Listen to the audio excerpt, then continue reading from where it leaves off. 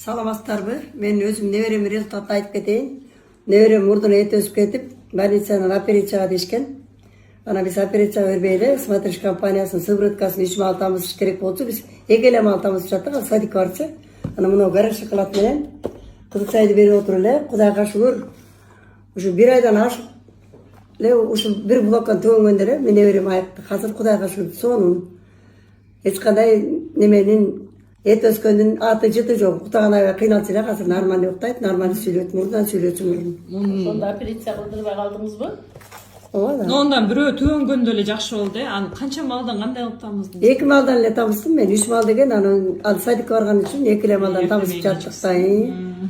Анан уктай албай кыйналчу, осуну ачып уктачу. Анан мен бирөөгө айтсам укпай койгон мени. Операция жасаткан 6 ай сайын бери операция жасап жатышат. Сонун результат келген. Чоң рахмат. Ден соолукта болуңуздар. Рахмат.